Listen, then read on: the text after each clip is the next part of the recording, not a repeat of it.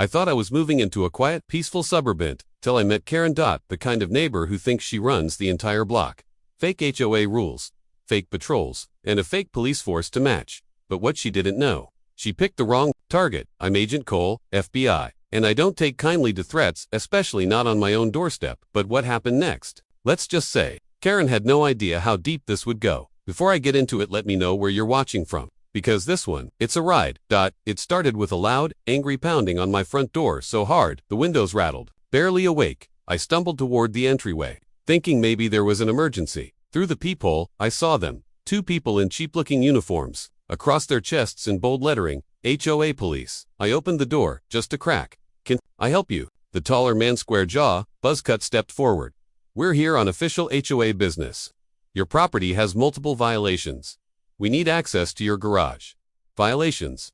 I raised an eyebrow. There's nothing in my garage that breaks any rules. The woman, short, with pinched eye, snapped, don't make this difficult. We have authority from the HOA. No mention of warrants. No real law enforcement present. I stayed calm. I'm an FBI agent. If you have a legal reason to be here, show me the proper paperwork. The tall man smirked. Being FBI doesn't exempt you from neighborhood codes.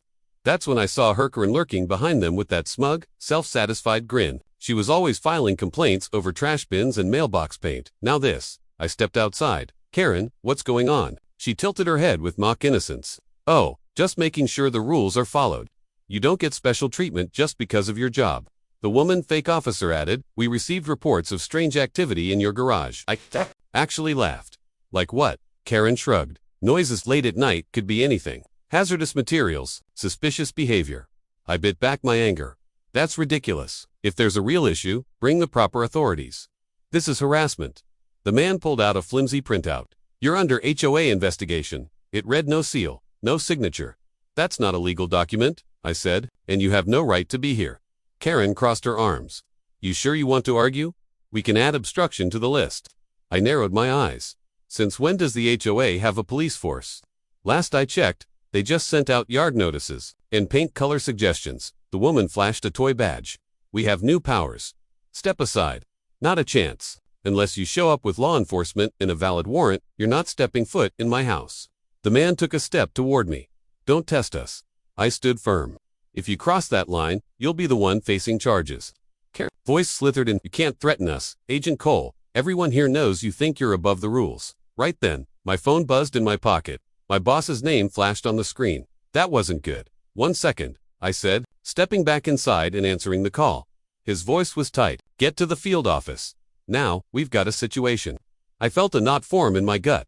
Is this about a complaint? I'll explain in person, he said, then hung up. That I returned to the door. I have to go. We'll deal with this later. The woman stepped forward. If you leave, we'll mark you uncooperative. Karen leaned in, voice like ice. You want your neighbors thinking you ran away. I took a deep breath. Karen, this is absurd. You know you can't arrest me. I'm not arresting you, she said sweetly. They are. The tall man raised a pair of plastic zip ties. I clenched my jaw. Put those down. Impersonating a law officer is a felony. The woman reached for a radio that looked more like a toy than a real comms device. Karen clicked her tongue. You might want to cooperate. They can write you up. I scoffed. Write me up with what? A fake citation. The man waved the zip ties closer. You want to find out what else is fake? It hit me then. This wasn't just power tripping. They were baiting me. Trying to provoke a reaction. It was a setup. I kept my cool. I'm leaving. Real work. Real authority. Get off my property. Karen shrugged. The HOA has eyes everywhere. I gave a cold laugh. The real HOA might, but this is a circus. The tall officer leaned. In one final warning. Cooperate, or we escalate. Recommend it to whoever you want. I snapped. Now leave. They finally backed off. But before turning, the woman took a photo of me. Karen sneered. Smile for the records. My stomach turned. I waited until they were off my lawn, then slammed the door. Buzz. Another message from my boss. Urgent. Now I grabbed my keys and headed out. Adrenaline still running hot. At the end of the block, their fake HOA cruiser sat idle. No lights, just watching. Karen's car was gone, probably off somewhere. Twisting the story, telling neighbors I was unstable or dangerous. I drove fast, checking my rearview mirror more than I care to admit. No one followed, but I still felt cornered. By the time I got to the field office, I was strung tight as wire. My boss was waiting in the hallway. You took your sweet time, he said, then motioned me into his office. The moment the door shut, he hit me with it. Why are local authorities reporting that you threatened HOA officers on your porch? I froze. Then told him everything from the fake badges to Karen's little theater performance. Because if they think this ends here, they have no idea who they're messing with. He stared at me for a long moment. Well, we've got a problem, he said finally. Higher-ups flagged this. There's talk of misconduct, and if it escalates, I won't be able to protect you. My stomach dropped. But I'm innocent, I insisted. Someone's framing me or trying to push me out. He rubbed his eyes. I don't care if they're real cops or mall cops. There's paperwork claiming you resisted a lawful inspection. It's complete nonsense, but it's on my desk now. Heat rose up my neck. Karen. She had to be behind this. She was orchestrating something bigger, something personal. He sighed. Like I said, I can't do much if official complaints keep rolling in. Keep your head down. Prove they're fake. Otherwise, internal review's gonna have a field day. Panic flared in my chest, but I nodded. There was no shortcut out of this. As I left Director Harlan's office, my phone buzzed. A new text-blocked number. Better watch your step. We know who you are. My hand clenched around the phone so hard it nearly cracked. They were trying to ruin my career, and they'd figured out how to make it look official. The whole day passed in a haze. I couldn't focus on case files or briefings. Every time someone glanced at me in the hallway, I felt like they knew. That morning's standoff with the fake HOA police was spreading like wildfire. Before heading home, I passed through the break room where Agent Reese Davis pulled me aside. Got a second? He whispered. Sure, I replied. He checked over his shoulder. I overheard something in ops. Word is, you're on thin ice. You might want to watch your back. My chest tightened. You mean here at the bureau or on my street? He frowned. Both, and I'd keep an eye on that Karen lady. She's bragging about getting you tangled up in red tape. By the time I pulled into my driveway, the sun was low, orange glow, over rooftops, peaceful except for the SUV parked across the street.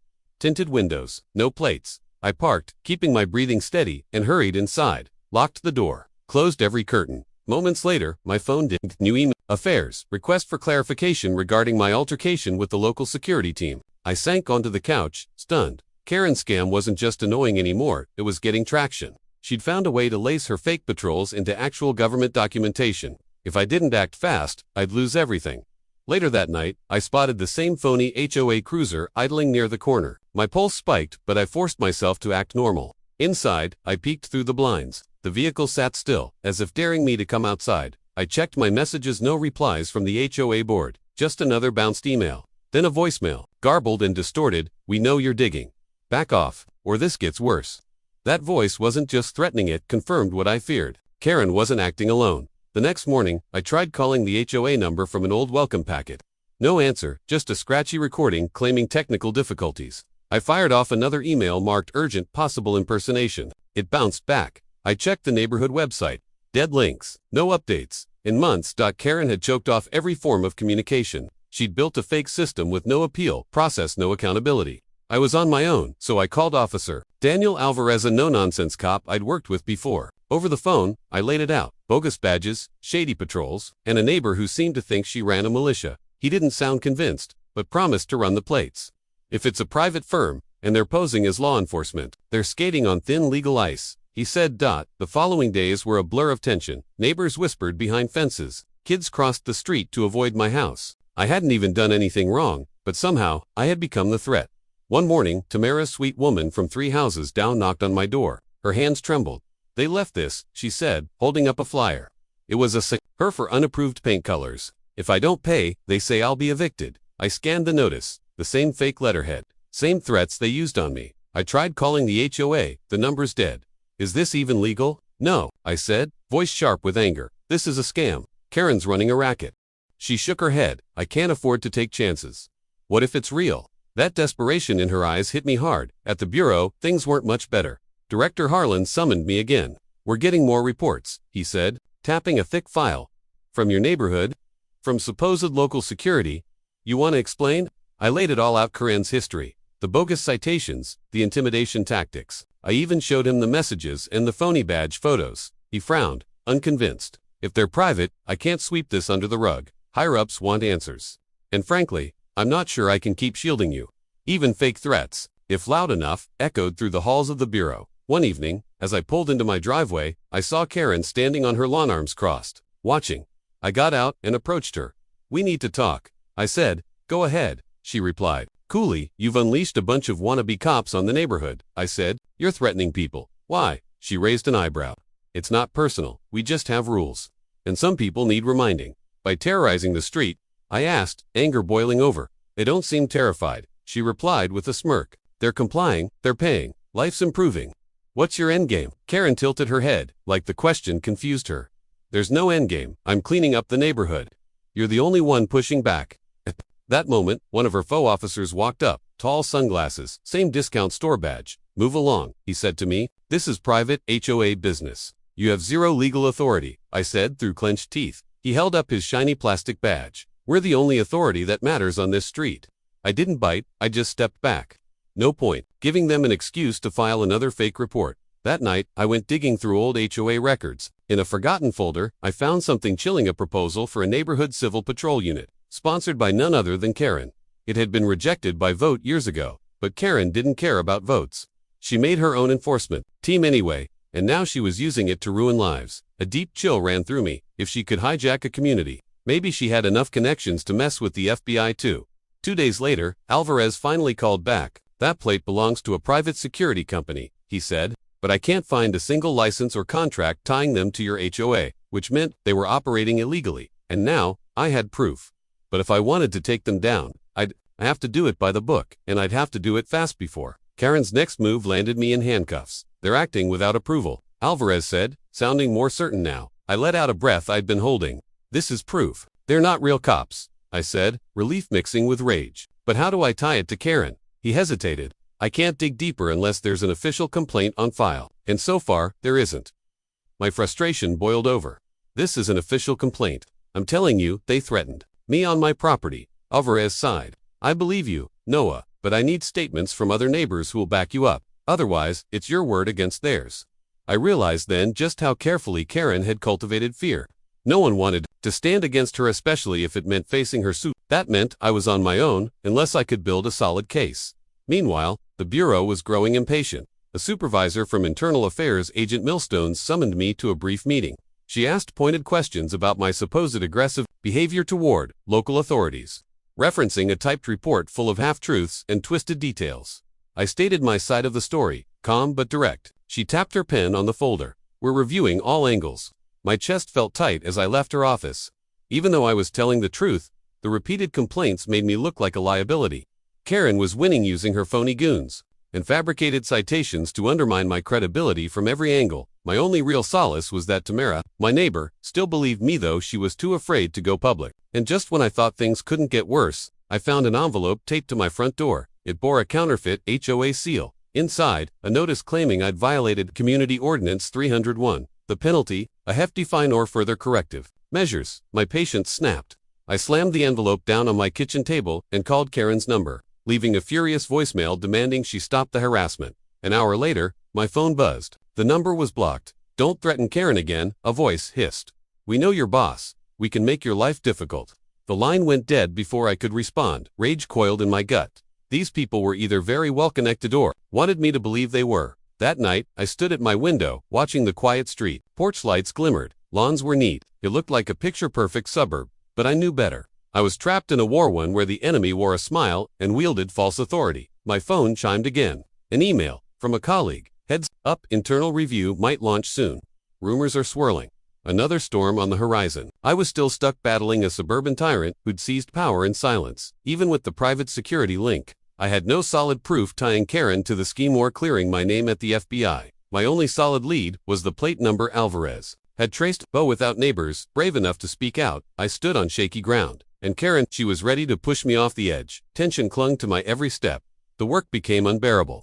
I felt eyes on me whenever I walked to my car. Sometimes, it was neighbors whispering behind fences. Sometimes it was that unmarked SUV parked a little too close to my house. Late one afternoon, I left to buy groceries, hoping a mundane errand would clear my head. As I pulled out of my driveway, I spotted a figure crouched behind Karen's hedge, watching. The realization that my neighborhood had become enemy territory made my stomach knot. Halfway to the store, my phone rang. Unknown number. I hesitated, then answered. Stop digging, or else. The voice was gravelly, cold. The line went dead. Back home, I found a crumpled flyer jammed under my windshield wiper. It read, HOA police volunteers needed mandatory meeting. See Karen membership, fee required, uniforms included. She was recruiting. I snapped a photo, then tore it up. If even a few neighbors fell for it, Karen would have a squad of fake enforcers roaming the block. As I walked up my porch steps, I caught a flicker of movement in Karen's upstairs window. She was watching. Inside, I spread my notes across the table: warnings, fines, citations, some mine, some from Tamara. A pattern emerged. Karen had slowly dismantled every trace of normal HOA procedure and replaced it with her own twisted structure. The big question wasn't just how, it was why and who else was backing her. The threatening calls, the fake documents, the SUV. This wasn't just about one power-hungry neighbor, it was something deeper. That evening, I invited Tamara over. She brought a thick envelope of documents. I found some old newsletters, she said, sitting at my dining table. Karen took over the events committee years ago. We thought she just wanted to run bake sales. I flipped through them. Block, party announcements, security suggestions, and then, buried in one, local security guidelines will be enforced for the safety of all residents. Karen's signature sat at the bottom. Tamara looked at me, eyes wide. Do you think any part of this is legal? I shook my head. No, but nobody's stopping her. We shared a grim look. Even the real HOA board had vanished silent or scared off. The next morning, I made a decision. I loaded every flyer, citation, and photo into a folder and drove to see Alvarez in person. As I left, I noticed a black sedan with tinted windows. In my rearview mirror, it tailed me to the station. Only when I parked did it turn away. Inside the precinct, Alvarez led me to a cramped office. Sorry about the mess, he said. We're short on space. I placed the folder on his desk and laid it all out: the calls, the threats, the flyer, and the growing evidence of Karen's scheme. He whistled under his breath as he flipped through the pages. This is bigger than I thought. But how do we pin it on Karen? I leaned in. Her name is on multiple documents. I can get neighbors to testify. He frowned. We'd need them in writing. And they can't be too scared to sign their names. A heavy sigh escaped me. My neighbors were terrified, and I couldn't blame them. Then I asked him about the SUV again. Alvarez tapped on his keyboard. It's registered to a private security firm with ties to an out-of-state corporation. Could be a shell company. Hard to trace. My shoulders sagged, so basically, a dead end. I met with Agent Torres that evening in a dimly lit parking lot behind a local diner. He was grim-faced, arms crossed, the manila folder in his hand nearly crumpled from how tightly he held it. I can keep digging, he said, voice low. But unless they cross a clear legal line, we're stuck. I swallowed the frustration clawing at my throat. Thanks, Torres, I muttered, though it felt like I was no closer to stopping Karen and her fake army of HOA enforcers. On my way back to my car, my phone buzzed. Boss, Agent Ryland, we need to talk, ASAP. Be here first thing tomorrow. My stomach twisted. Worst-case scenarios flooded my brain. Maybe Karen's phony HOA squad had filed yet another complaint, or maybe she'd dug into my record and found some way to frame me for misconduct. Again, that night, I barely slept. My thoughts spiraled, circling the same storm of fear and fury. Around 2 a.m., a loud car door slam jolted me upright. I crept to my window and peered through the blinds. Someone was standing by the curb, watching my house. My heart seized. Was it Karen? No, the figure was taller, broader, definitely not her. After a few seconds, they slipped back into a dark sedan and drove off. Still, I couldn't shake the feeling, but the noose was tightening. The next morning, I dragged myself into the bureau. Every nerve shot. Agent Ryland was already waiting outside his office. Arms folded, jaw clenched. This is bad, he said, opening the door and gesturing me inside. I sat, back straight, gut in knots. I've got over a dozen formal complaints sitting on my desk, he said, slapping a thick file in front of me. All from your neighborhood. Accusations of misconduct, threats, even property damage. My mouth went dry. Property damage. That's absurd. Ryland pinched the bridge of his nose. I know, but these are official statements. Names, addresses, signatures. I stared at the folder in disbelief. Karen had clearly been busy pressuring neighbors into signing anything she handed them. Bribery. Blackmail. Probably both. She's orchestrating this, I said. Every one of them. I believe you, Ryland said carefully, but upstairs. They're seeing a pattern. This is going to escalate unless you give us something real. Give me a chance, I pleaded. They're impersonators, a private security firm pretending to be HOA police. I can prove it, he sighed. You've got limited time, Special Agent Maddox. Internal Affairs is circling. I thanked him, barely holding my anger in check. As I left, the weight of it all hit me. Karen wasn't just ruining my reputation, she was methodically dismantling my entire life. By the time I got home, the sky was bruised with twilight and my nerves were frayed raw. And there it was, again, the fake patrol car parked outside my house, lights off, just watching. I walked up to it, jaw tight. The window rolled down just an inch. Back off, a harsh voice growled, or you'll regret it. My heart pounded, but I didn't flinch. I was done being intimidated. Karen's empire of lies and fear was going to fall. I just had to survive long enough to drag it into the light. The next morning, I walked into the FBI headquarters like I was heading for my own execution.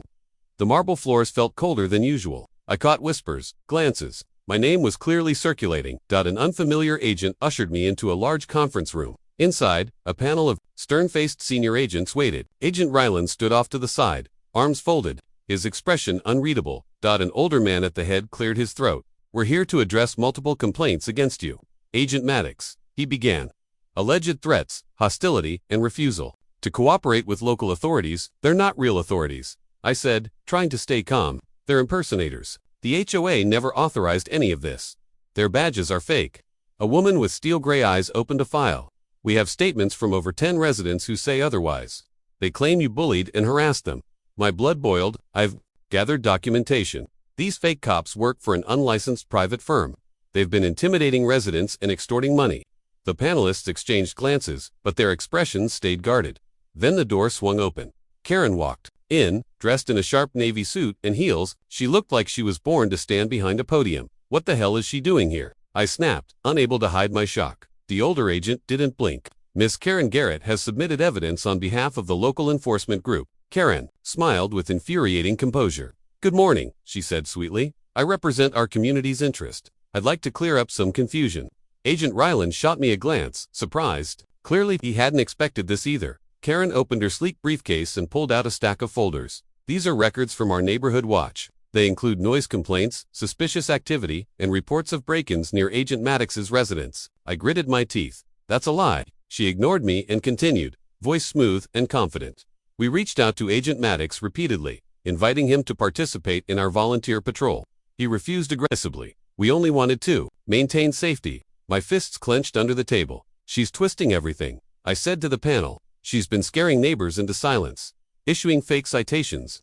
I've seen the forged paperwork." The woman across from me narrowed her eyes. "Do you have that evidence with you now?" I froze, not physically, but I emailed it. Karen interrupted, frowning delicately. "I'm afraid we never received any such email." Perhaps there was a misunderstanding. She was good to good. Her story was airtight, polished, every move planned. Then the real bombshell dropped. The lead agent cleared his throat again. "Before we proceed further, Miss Garrett, we need to disclose your connection to this bureau." Karen gave a demure nod. "Yes, of course. My uncle is the deputy director." I tried to avoid escalating this, but Agent Maddox's behavior left me no choice. The room fell silent, my vision blurred. Her uncle was the deputy director.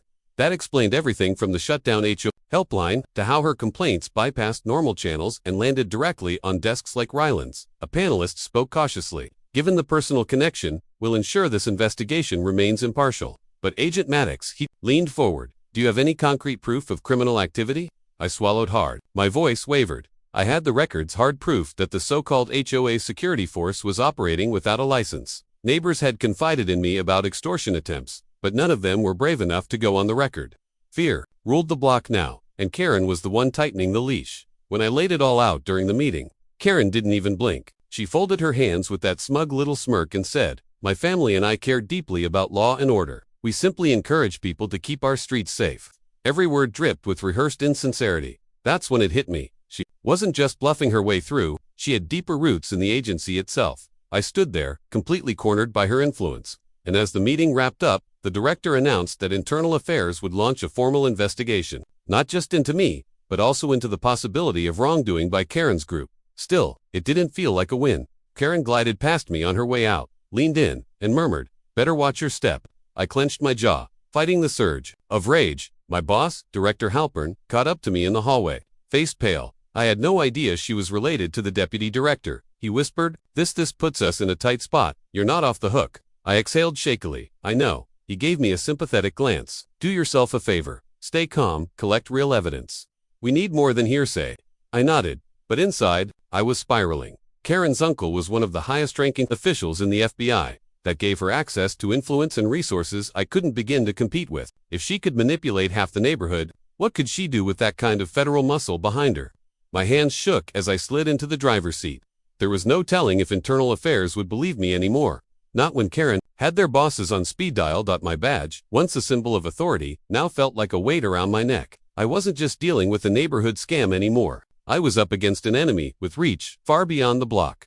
I drove home in a haze, mind racing. Karen wasn't playing games. She was building an empire, and I was the only thing in her way. As I pulled into my driveway, the quiet suburban night felt like a trap. I scanned the street for that familiar fake patrol cruiser, or the black SUV I'd seen lurking the week before. Nothing. I let out a shaky breath and headed inside, praying for just one normal night. That's when my phone buzzed. Tamara, neighbor, they're at my door. I'm scared. My blood ran cold. I bolted back outside and cut across lawns, sticking to the shadows. Sure enough, Karen's so-called officers were parked in front of Tamara's place, engine idling, porch lights blazing. I ducked behind a hedge just in time to hear them pounding on the door.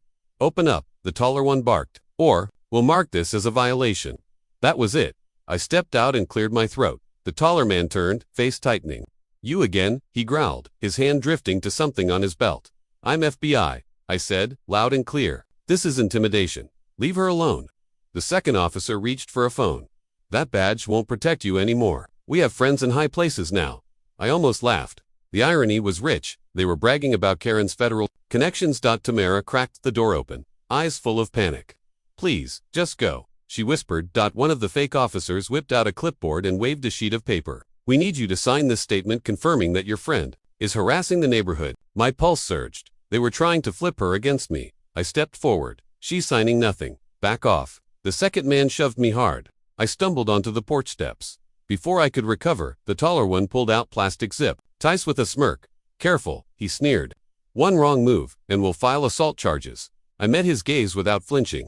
Impersonating law enforcement is a federal offense. You're going to jail. He pointed at me, his voice low and full of venom. You won't get that chance. It was more than a threat, it was a promise. And then, salvation. What's going on here? A voice called out. I turned. Officer Miguel Alvarez stepped out of the darkness. Badge already out. I'd looped him in weeks ago, hoping someone local might help. He took in the scene quickly, eyes sharp. Ma'am, he said to Tamara, are these men trespassing? She nodded rapidly, tears brimming. Yes, they won't leave. Alvarez turned to me. I got your message. Took me a bit to swing. Bye. Then he faced the two fake cops. Let's see some ID. The taller one hesitated, flashing his fake badge. Alvarez didn't blink. That's not official. I want your driver's licenses. Now, or you're both coming in. The officers looked at each other, suddenly, unsure. We have the right to be here. The shorter one mumbled, we're authorized by the HOA. Alvarez crossed his arms. You don't have the right to threaten a homeowner who's asking. You two leave. This is private property. Step away from the door. Then he radioed for backup. The two men blanched, then bolted for their vehicle. Alvarez and I chased them down the driveway, but they peeled off before we could stop them. I got the plate, Alvarez muttered. We'll dig, but you know how sticky this gets. I nodded. Tamara was still shaking when we got inside. They told me to blame you for everything, she whispered. Said if I didn't sign, they'd take me to court for violating rules. They're bluffing, I said, trying to keep her steady. Their paperwork means nothing. But we're going to need you to give a statement. She agreed, reluctantly. Alvarez promised to file a report. When I finally walked home, the neighborhood was wrapped in silence. Porch lights glowed like warning beacons. But I could feel it, I was being watched. My phone buzzed again. Unknown number, you're out of time. Cooperate or lose everything. My chest tightened, they were getting desperate and reckless. I slipped inside, locked the door behind me, and sank onto the couch. Phone clutched in my hand. I wasn't just a federal agent under suspicion anymore, I was the target of a coordinated smear campaign. With Karen's uncle pulling strings from the top and her foot soldiers running the street, my career, maybe even my life, was on the line. If I wanted to bring her down, I needed a smoking gun. Something undeniable, something public. The next morning, I found an unsigned note stuffed into my mailbox. Meeting tonight at the community center. Be there. No signature. It could be a trap, but if Karen was holding some kind of rally or neighborhood gathering, it might finally be my shot. To catch her in the act. To record what she was really doing. To end this for good. I couldn't shake the feeling this was a trap. That unsigned note stuffed into my mailbox. Meeting tonight at the community center. Be there. Might have been Karen's way of luring me into a public ambush. But I was running out of time. My career was hanging by a thread. My neighbors were terrified. And Karen's grip over our community had never been stronger. Then my phone buzzed. We need more witnesses or I can't file charges. Press them. Detective Alvarez.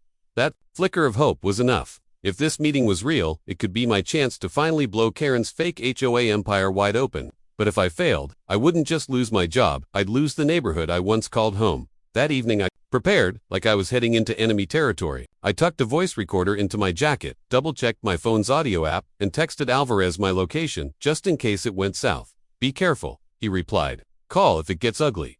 The community center was packed.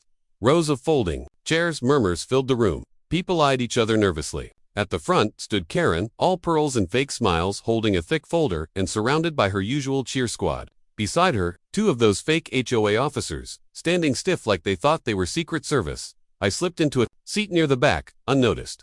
For now, Karen stepped up to the podium. "Good evening, everyone." She beamed, voice dripping with fake charm. "As many of you know, our community has seen disruptions lately, noise complaints, safety concerns, violations of shared values. That's why I created our HOA neighborhood enforcement team, to keep us all safe and proud of where we live." A few people clapped. Most didn't. Then she dropped it. "Sadly, we've had resistance from individuals who don't respect order, people who want to tear our community apart." She looked right at me. Enough. I stood. Loud and clear. "That's a lie." Gasps. Karen's smile froze. "Excuse me, your enforcement team is a fraud," I said, stepping forward. "They're part of an unlicensed private security firm with zero legal authority. This isn't about safety, it's about power and profit. You're scamming your own neighbors." "Karen." The room went silent. One of the fake officers moved toward me. I held up my badge. "Federal agent. Touch me, and you'll regret it." He stopped cold. "Karen's been extorting this community," I said, "filing bogus fines, threatening people, making them pay fake violations under threat of legal action." Karen snapped, "You're just bitter, you can't follow rules like everyone else." I pulled out my phone. Scrolling to screenshots, Alvarez had shared documentation proving the firm was unlicensed. Her citations were fake, and there was no HOA contract in place. "This is proof," I said, holding it up. "Everything she's done is illegal." People started murmuring, nervous, angry. Then a man stood up, brow furrowed. "Karen, is that true? These officers, they aren't real." Karen's confidence cracked. "They're volunteers," she stammered. I stepped closer. "Volunteers don't threaten neighbors with arrest or hand out citations. And they definitely don't show up at people's homes demanding signatures." I pointed to her table. "Let's see those citations. Let's see the truth." A neighbor reached over and grabbed one from the pile. He held it up. "There's no seal, no signature. This is fake." Karen lunged to take it back. "That's confidential." But it was too late. Phones were out, cameras clicking, people snapping photos of the forged paperwork. The illusion shattered. One of the fake officers panicked and bolted out the back door. Then, the entrance doors opened. Detective Alvarez, fully uniformed, calm, focused. "Everyone stay calm," he said. "We're opening an investigation into unauthorized security, enforcement, and financial extortion." Karen's face went pale. "You can't do this," she snapped. "I have connections. This is harassment." But nobody stood with her. Not this time. Alvarez stepped forward. "Ma'am, I'm placing you under investigative detention. We'll ask questions at the station," Karen sputtered, trying to rally someone, anyone, but it was over. He cuffed her quietly. "Good work," he whispered to me as they escorted Karen out. The room came alive. People whispered apologies. Some looked ashamed. A few neighbors even approached me directly. "I'm sorry," one woman said. "She made us believe we had no choice." Tamara appeared beside me, eyes welling up. "You did it," she whispered. Not long after, internal investigations confirmed everything. Karen had been pocketing thousands in fake fines. Her uncle, a deputy director in the bureau, claimed ignorance, but the scandal forced him to resign under scrutiny. The phony HOA police vanished overnight. The private security company that supplied them shut down and facing federal charges. A few weeks later, I was called into my supervisor's office. He gave me a long look, then nodded. "You were right," he said. "Internal affairs cleared you. Karen manipulated complaints, fabricated infractions, and used her connections to try to discredit you. You've been reinstated with apologies." I walked out of that office lighter than I'd felt in months. The storm had passed. Karen's empire had fallen. And my quiet neighborhood. It finally felt like home again. No more fake police. No more intimidation. Just the sound of lawnmowers, kids riding bikes, and neighbors who finally remembered they were neighbors, not Karen's prisoners. And me. I never stopped recording, just in case someone else got any funny ideas.